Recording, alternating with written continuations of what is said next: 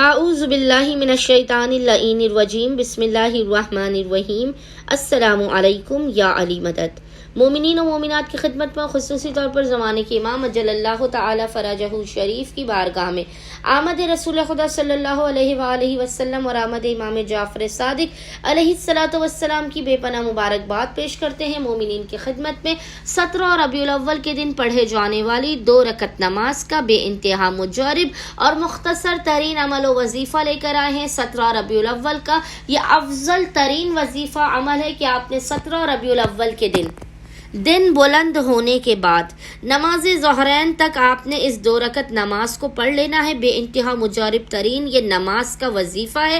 رزق و روزی میں برکت ہوگی۔ خداوند متعال آپ پر اپنے باب قبولیت کو کھول دے گا۔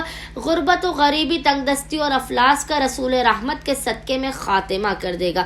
آپ کے بگڑے ہوئے اور ناممکن ترین کام بننا شروع ہو جائیں گے۔ آپ کی زندگی میں آسانیاں اور سہولتیں پیدا ہوں گی۔ خداوند متعال آپ کے بخت کو، آپ کے نصیب کو، آپ کے مقدر کے ستارے کو اپنے حبیب کے صدقے میں، صادق آل محمد کے صدقے میں جگمگا دے گا۔ بے انتہا یہ مختصر ترین 2 رکعت نماز مومنین نے کرنا یہ ہے کہ آپ نے نیت کرنی ہے کہ 17 ربیع الاول کی 2 رکعت نماز پڑھتا یا پڑھتی ہوں قربتاً اللہ۔ اس کے بعد آپ نے 2 رکعت نماز مثل نماز فجر ہی کے پڑھنی ہے، لیکن اس کی ہر رکعت میں یاد رکھیے گا، اس کی ہر رکعت میں آپ نے الحمد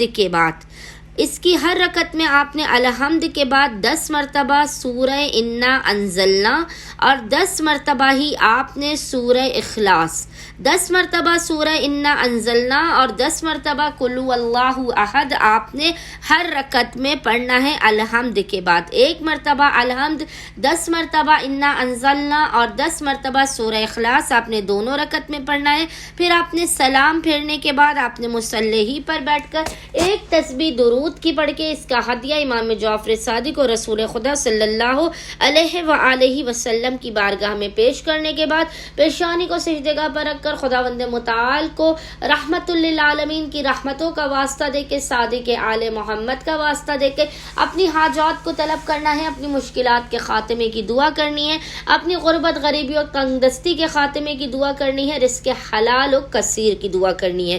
امید کرتے ہیں کہ مومنین کی اکثریت اس مجرب ترین نماز کے عمل کو 17 ربیع الاول والے دن لازماً کریں گے اور ہمیں اور ہمارے خانے وادے کو اپنی خصوصی دعاؤں میں یاد رکھیں گے۔ اللہم صلی علی محمد و آل محمد وعجل فرجہم اجمعین۔